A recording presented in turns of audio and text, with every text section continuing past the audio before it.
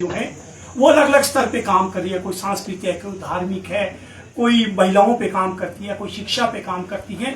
लेकिन सभी का मानना था कि नशा बड़ी चुनौती है।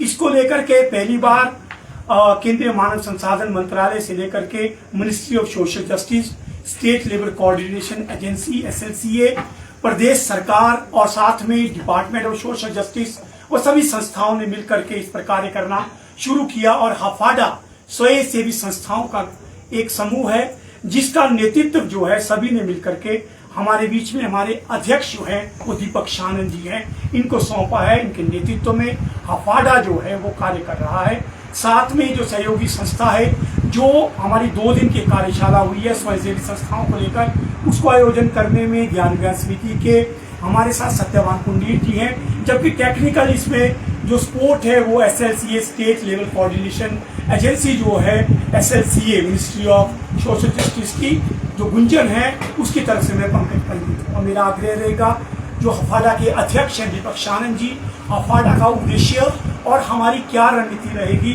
और किस तरह से सरकार के साथ एलाई होकर एक पेज पे हम काम करेंगे, उसके बारे में आपके सामने अपने विचार रखेंगे। माननीय दीपक शानन।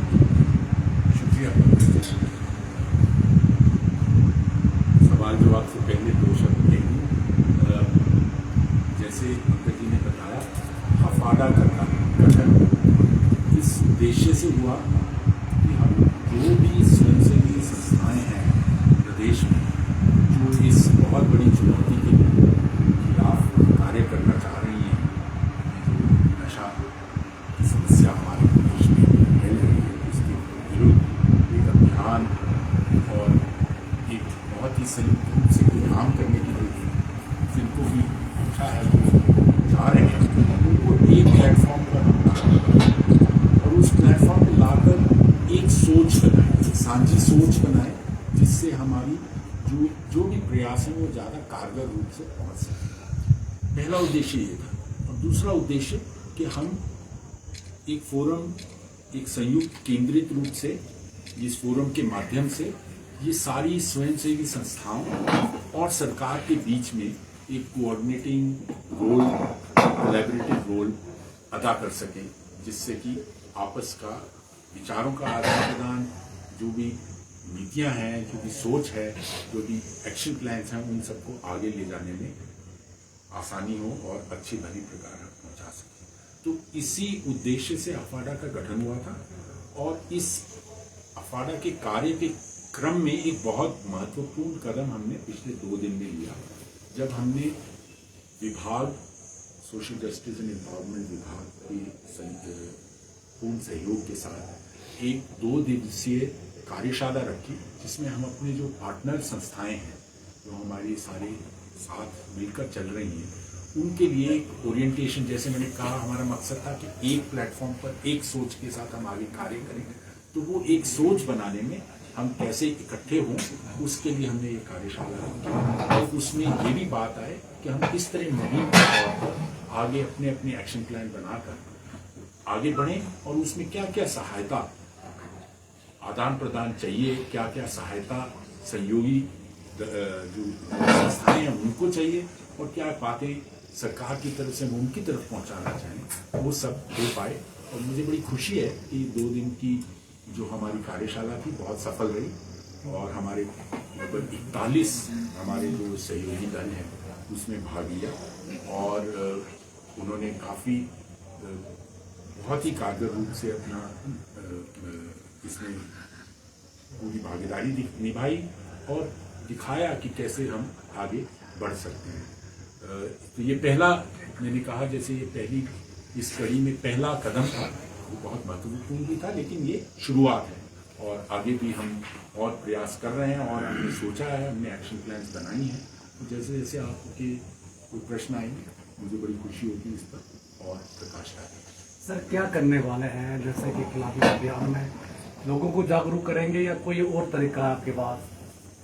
तो मैं इसे कहूँ कि सबसे पहली बात यह है कि सरकार का अधिकतर जो प्रयास है वो सप्लाई साइड कह सकते हो रहे हैं, यानी कैसे ड्रग्स की जो उपलब्धि है प्रदेश में वो कैसे रोकी जा सके, उसको कैसे कम किया जा सके, चाहे वो सीजर्स के माध्यम से लोगों को उनके खिलाफ क्रिमिनल एक्शन लेकर इस सब की तरफ, कोर्सिव एक्शन की तरफ एक ज़्यादा ध्यान रहा है। हमारा मकसद और हमारी सोच ये है कि जब तक इसके साथ साथ बहुत ही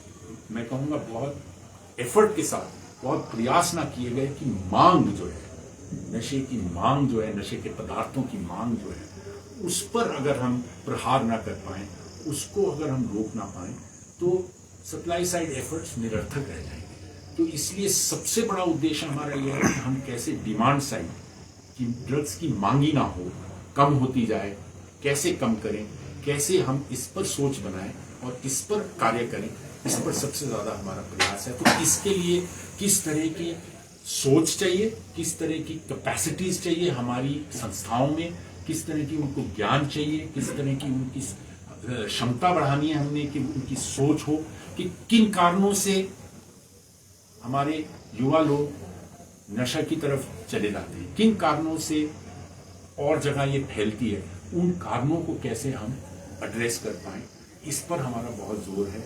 कैसे हमारे जो समाज के विभिन्न स्टेक होल्डर हैं, चाहे वो हमारे कम्युनिटी के लीडर हैं, पंचायती राज के इलेक्टेड रिप्रेजेंटेटिव हैं, हमारे युवक मंडल, महिला मंडल, इन सब, और जो इससे डील करते हैं हमारे, चाहे पुलिस है, जुडिशरी है, जेलें हैं, उनके जो सारे लोग हैं, उनकी किस तरह की सोच बनानी चाहिए हमें, उनको किस तरह से एक तरह से प्रशिक्षित करना चाहिए कि इसको एड्रेस करने में वो न केवल प्रिवेंटिव एक्शन ले पाए, पर जहां उनको नजर आए कि कुछ गड़बड़ हो रही है, तो उसको उस समय रोकने में वो सक्षम हो पाए।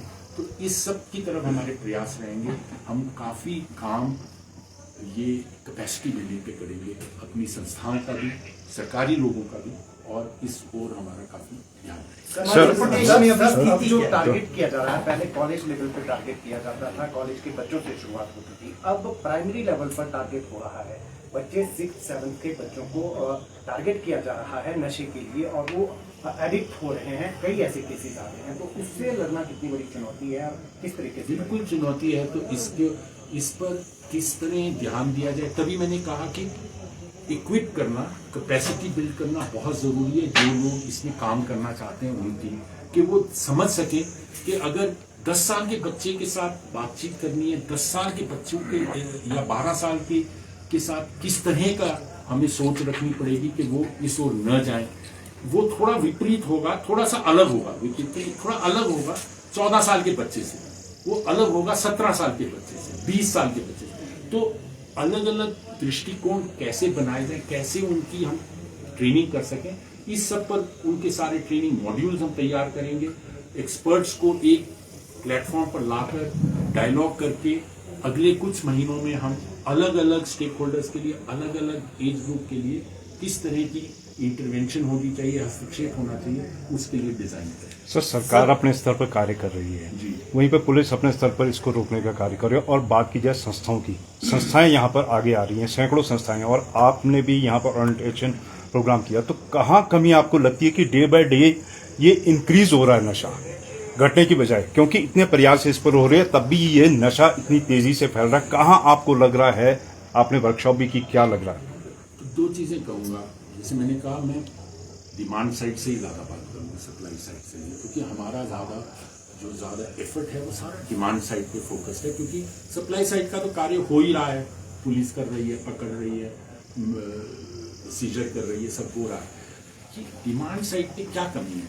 सबसे बड़ी कमी ये है कि हम एक तरह से औपचारिक रूप से कदम ले रहे हैं।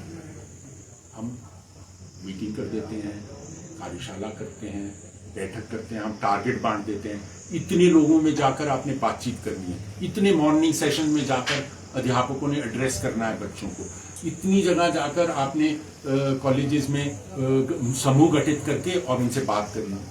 लेकिन वास्तव में जो चिंगारी पकड़नी है कि ये वास्तव में दिल को छुए, कि ये एक ऐसी समस्या है जिससे हमें, अगर हमने इसको रियल मायने में इसको टैकल करना है, तो दिल को छूना चाहिए, ये पकड़ आनी चाहिए, इससे हर व्यक्ति जिससे बात हो रही है कि उसको लगे कि हाँ कुछ करना है। ये सिर्फ औपचारिक एक टिक करने की बात नहीं है कि हमने सेशन कर दिया, वो है सबसे बड़ी कमी, और वो हम टैकल करना चाह रहे हैं कि हम ऐसे डिजाइन करें कि हम छू सकें लोगों को इस बात से, क्योंकि सच में नशा एक ऐसी चीज है जो केवल एक उस परिवार की समस्या नहीं है जिसके घर से कोई नशे का आदी बन गया, ये उसी की समस्या नहीं है, ये पूरे समाज की समस्या है। हर पहलू, हर समाज के अंग को इसका भाग बनना पड़ेगा, इसमें जुड़ना पड़ेगा, तभी हम इसको अपनी समस्या समझेंगे। हम सभी को, हर वर्ग को इसको अपनी समस्या समझना है, न केवल कि उस घर की जिसमें कोई आदी बन गया है। जब हम ये भावना ला पाएंगे तो तब आसानी होगी इसको आगे बढ़ाने में। और वो सबसे बड़ा मुझे लगता है कि इस समय अभाव है हमारे सिस्टम में कि हम इसको दूसरे की समस्या समझते हैं, हम सोचते हैं और इस पर काम करने के लिए हम समझते हैं सरकार ने करना है, फलाने ने करना है।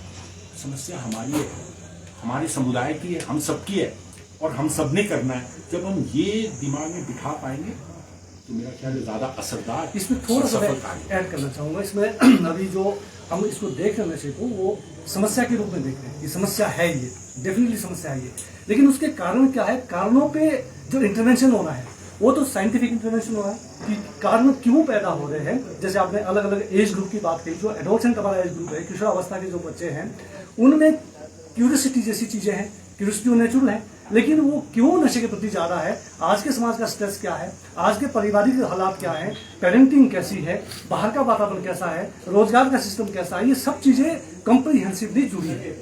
तो हमें जो चोट करनी पड़ेगी या जो प्रयास करना पड़ेगा वो कारणों पे करना पड़ेगा कि कहां से ये इमरजेंसी हो रही है, और उसके लिए साइंटिफिक अप्रोच है, उसके लिए साइंटिफिक मेथड्स हैं, जिसमें अभी कमी आ रही है। और हम प्रीच मॉडल और बातचीत और भाषणों के जरिए सर एक कोई सर्वे, क्योंकि ये समस्या कितनी विकराल है, जैसे आपने कहा पूरी मिशन मोड पे कमिटमेंट के साथ काम करना पड़ेगा, लेकिन कोई सरकार के पास कैसा आंकड़ा नहीं है। खासतौर पर डेथ इतनी हो रही है, ना कर बर्बाद हो रहे, खत्म हो रही पीढ़ियां, सिंगल चाइल्ड है। क्या कोई सर्वे अभी तक हुआ है या करवाएंगे आपके, क्योंकि एक समस्या का पता तो चले कि ये स्थिति है क्या। 2018 के बाद कोई व्यापक सर्वे नहीं है और इसके आंकड़े एकत्रित करना और इसकी जानकारी रखना बहुत जरूरी है। और ये हमारे कार्य में हम पूरी उम्मीद रखते हैं कि इसका भाग बनेगा। अलग अलग हमारी संस्थाएं भी और सरकार भी इस पर ध्यान देकर इसके ज़्यादा एविडेंस इकट्ठा करेगी कि किस स्थिति में हम कैसे आगे बढ़ना है। एक चीज़ मैं जो सत्यवान जी ने कही है उससे जोड़ना चाहूँगा कि एक मुख्य ध्येय हमारा ये है, और ये हमारे सोशल जस्टिस एंड एनवायरनमेंट के सचिव महोदय ने भी बहुत अच्छी तरह कहा कि हम ये सोच बनाना चाह रहे हैं कि अगर कोई एडिक्ट है वो आदी है, अपराधी नहीं। ये सोच हमें लानी है। आदी का मतलब अपराधी नहीं। और जब हम इसको हम एक बीमारी के रूप में समझें और एक सामाजिक बीमारी के रूप में समझें, एक पूरे समुदाय के बीच में एक बीमारी के रूप में समझें, तो तब शायद इस पर हम ज्यादा कारगर रूप से सफल हो पाएंगे। इसमें कुछ पंचायतें ऐसा भी कर रहे सर ना, कुछ पंचायतें ये जो आपने आदी कहा, आदी नहीं हो, अपराधी नहीं हो, आदी है। कुछ जो सरकारी सुविधाएं ऐसा भी कर दिया कि उनको नहीं मिलेगी। इतना ये तो अब हम उनको जो असल में शिकार है उनके ऊपर ही हम तो चोट कर रहे हैं। बिल्कुल सही है, ये बिल्कुल गलत, हमारे विचार में बहुत ही विपरीत कदम है कि हम कोएर्सिव रूप से। आपको याद है, मैं आपको एक उदाहरण देता हूँ।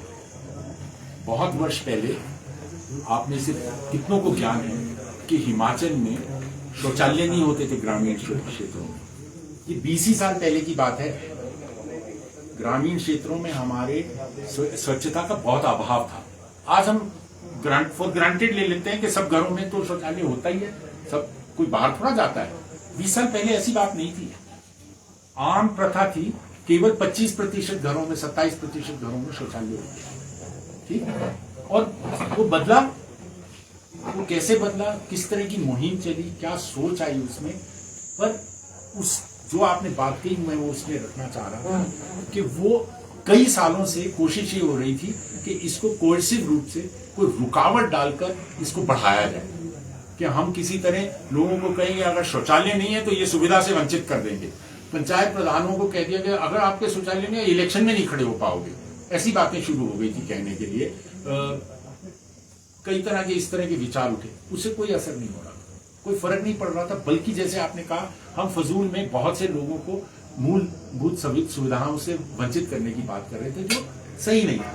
लेकिन जब हमने अभियान चलाया, जब हमने मन में ये बात बिठाई कि ये सामुदायिक प्रश्न है, इसको आपने हल निकालना है सामुदायिक रूप से, और हमने पूरी सब्सिडी बंद कर 2005 में हिमाचल ने शौचालय बनाने की सब्सिडी 0 कर दी अपने स्तर पे। भारत सरकार दे रही थी, हमने कहा हम नहीं देंगे। हमने 7 साल सब्सिडी नहीं दी, 2005 से 2012, ज्यादा लोगों को पता नहीं है इस बात का। 7 साल सब्सिडी नहीं दी। हमारे यहाँ टॉयलेट ग्रामीण क्षेत्रों में 27% से 84% पहुंच गए, लोगों ने अपने आप बनाए, क्योंकि हमने मन में ये भावना लाई कि ये समस्या आपकी है, सामुदायिक समस्या, आपने ही जूझना है। यही बात हम कह रहे हैं कि इस तरह के आंदोलन हमें ये नशा मुक्त अभियान में भी छेड़ने हैं कि लोगों को ये प्रतीत हो कि ये मेरे ही स्वार्थ की बात है, ये मैं ही हानि पा रहा हूं, मेरा पूरा समाज हानि पा रहा है इससे, ये नशे की समस्या से। ये केवल उन घरों की समस्या नहीं है जिसमें कोई आदि पैदा हो गया, आदि बन गया, सृजित हो गया, ये सबकी समस्या है। तो जब हम ये बात बिठा दें तो मेरा ख्याल है काफी असर होगा, और हमारे सारे जो सहयोगी दलों के माध्यम से हम यही बात प्रदेश में जगह जगह तक पहुंचाने की कोशिश करेंगे। एक बात से मैं करना चाहूंगा कि एक्चुअली इस जो हफाड़ा ये जो मंच बना Himachal forum against drug abuse, इसके एमरजेंस का भी यही बेसिक कारण रहा, जो यहाँ पर सीता जी कह रहे हैं कि जो बाइकआउट कर रहे हैं या पीछे बहुत सारे इंसेंटिव दे रहे थे कि हम इतना पैसा दे देंगे, इनाम रख देंगे अगर एडिक्ट को पकड़ेंगे आप। तो जो हमारा दृष्टिकोण इसके ऊपर है कि एडिक्ट बीमार है, वो कोई अपराधी नहीं है, और उसी मंशा के माध्यम से इस प्लेटफॉर्म का इमरजेंस हुआ कि हम इन चीजों का समर्थन नहीं करते हैं। वो हमने इस प्रेस नोट के अंदर भी चीजें दी है, और उस कॉमन इश्यूज के ऊपर, कॉमन कंसेंसस के ऊपर ये संगठन इकट्ठा हुए हैं। 7 अप्रैल 2025 को इसका गठन हुआ था, 31 संस्थाएं उसमें आई थी, आज ये 55 तक पहुंच गई है। अभी और संगठन जुड़ेंगे इसके अंदर, सामाजिक, धार्मिक, दूसरे जो और जन संगठन है, मास ऑर्गेनाइजेशन है, एनजीओज है, सरकारी संगठन है, सब इसका एक हिस्सा है। अब दीपक जी, आपने डिमांड की बात कही है कि डिमांड कम होगी। एक बड़ा पहलू उसमें ये है ना कि डिमांड को कम करने के लिए जो है हमें कुछ ऐसे डी एडिक्शन सेंटर भी बनाने पड़ेंगे, और आप तो सरकारी सिस्टम में रहे हैं और आपको पता है कि सप्लाई कम करने के लिए कितना महत्वपूर्ण ये जो है भूमिका निभा सकता है। तो इस पहलू पर आपने क्या बातचीत की है सरकार से? हमारी पूरी चर्चा चल रही है। मैं आपको इस बात की मुझे बड़ी खुशी है कि सचिव महोदय ने परसों अनाउंस किया कि हम इस बात को नजरअंदाज कर देते हैं या सोचते नहीं इस बारे में कि आज हमारे 50% जो जेल में लोग हैं वो ड्रग रिलेटेड, ऑफेंसेस से रिलेटेड लोग हैं। अंडर ट्रायल बहुत है उसमें, वहाँ डी एडिक्शन की बहुत ज़रूरत है। और मुझे बड़ी खुशी हुई कि सचिव महोदय ने कहा कि इस साल हमारी प्लान यही है कि हम तीनों सेंट्रल जेल्स में de addiction centre, jail intervention से, जेल में इंटरवेंशन बहुत जरूरी है, और वो तीनों जगह डी एडिक्शन सेंटर खोलेंगे। और हमारी हफाड़ा की तरफ से हमारी अगले आने वाले महीनों में बहुत ये प्रयास रहेगा कि हम अच्छा मॉड्यूल तैयार करें कि जितने डी एडिक्शन सेंटर्स हैं उनके लोगों को एकत्रित करवा के उनकी प्रशिक्षण जरूर हो कि किस तरह इन चीजों इस बात से डील करना है कि इस पर कारगर हमारा कोई असर हो सके। यही ना होता रहे कि रिलैप्स ही हो रहा है, बार बार लोग वापिस जा रहे होता है, और उससे हमें हताश नहीं होना चाहिए। ये आम बात है कि रिलैप्स होगा, लेकिन उसको फिर भी जूझते रहना है, और किस तरीके से जूझना है ताकि वो प्रतिशत जो हमारी सक्सेस की है वो बढ़े, उसकी प्रशिक्षण हम जरूर दें। क्योंकि ये बात अक्सर देखी गई है, हमने भी बहुत जगह विजिट किया, खासकर जो इसका शिकार है, जो विक्टिम है, बीमार है, वो खुद इससे बाहर निकलना चाहता है। 90% से ज्यादा ये संख्या है जो लोग इससे बाहर आना चाहते हैं, पर जो रास्ता है वो ड्रग एडिक्शन सेंटर है। जी, उसका रास्ता यही ड्रग एडिक्शन सेंटर है कि उससे भी ज्यादा महत्वपूर्ण उसका समाज, परिवार और समाज है। अगर मुझे सड़क पे चलते हुए आप नशेड़ी ही बोलेंगे तो मैं कहूँगा यार कह ही रहे हैं तो क्या करना। उसके परिवार को भी परिवार और समाज समाज और परिवार दोनों को हर जगह ये बात लानी बहुत जरूरी हो जाएगी कि ये बीमार है, ये अपराधी नहीं है, और इसकी मदद करने से हम सब समुदाय तो इम्प्रूव हो रहा है, मांग रिडक्शन बहुत हो रही है। अगर हम उनको रिहैबिलिटेट कर सके सक्सेसफुली तो हम आगे से रोक रहे हैं इसको बढ़ने से। मैं एक बात ऐड करूंगा कि आज तो कोई भी जन आंदोलन चला है, वो चाहे साक्षरता था, वो चाहे स्वच्छता अभियान है, वो तभी कामयाब हो पाया जब सरकार और समाज एक लाइन पे काम कर रहा है। हमें खुशी की बात है, अफाडा का गठन हुआ कुछ समय हुआ, लेकिन पहली बार है कि सरकार, स्वयंसेवी संस्थाएं सब मिलकर एक बात पे तो है कि इसका इलाज एक ही है, डिमांड रिडक्शन। जैसे ये मांग खत्म करेंगे, खुद ब खुद जो है ये चीजों का हल निकलना शुरू आएगा।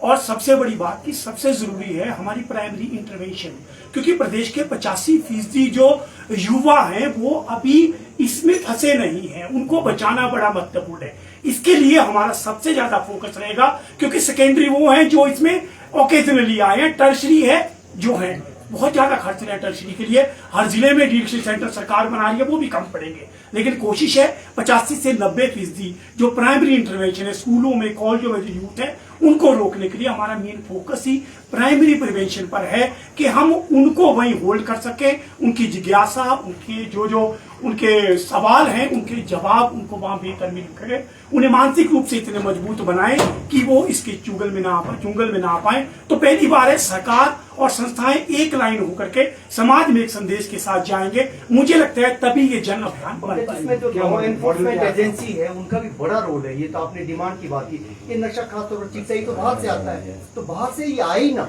इस बात के लिए क्या प्रभावी कदम उठाने चाहिए, क्योंकि बहुत बड़ा रोल है यहाँ। ये चिट्टा तो आई सारा बाहर से रहा है। मैं आपको सिर्फ यही कहूंगा कि वो कदम लिए जा रहे हैं सरकार द्वारा और लीती, पर ये पूरी दुनिया में पता है सबको कि अगर मांग होगी तो कोई ना कोई रास्ता ढूंढ लेगा जिसमें जिस चीज में आना है उसमें वो अपना रास्ता ढूंढ लेता है। जिन्होंने इसको आगे ले जाना है वो रास्ता ढूंढ लेंगे। एक समय था कि हमारे बॉर्डर से पंजाब का जो बॉर्डर है पाकिस्तान के साथ, इस पे जो ओपियोइड आते थे 1960s से शुरू है, 50s से शुरू है कि वहां अफगानिस्तान वगैरह से शुरू। पहले तो गधों पे ही, बार्ड वायर की तो फेंस होती थी थोड़ी बहुत, तो गधों पे ही लाद के ले आते थे। पर आज उन्होंने और सोफिस्टिकेटेड तरीके ढूंढ लिए निकाल कर लाने के, तो वो तो तरीके ढूंढेंगे। तो हमारे प्रदेश में इसका सबसे बड़ी रोकथाम जो पंकज जी ने कहा, अगर हम मांग रोकेंगे तो सप्लाई की सबसे बड़ी रोकथाम वही है। आप देखिए जितने प्रदेशों में प्रोहिबिशन है आज, शराब की नशाबंदी है, वहाँ शराब रुकी है कि सबसे ज्यादा डेथ ही वहाँ होती है अवैध सबसे ज्यादा प्रॉब्लम वहाँ है, क्योंकि मांग पर बात नहीं आ रही, जितनी सप्लाई पे बात आ रही है। मांग पर बात करना बहुत जरूरी है। मांग रोकने की कोई मॉडल है अपने पास? मॉडल हमने आपको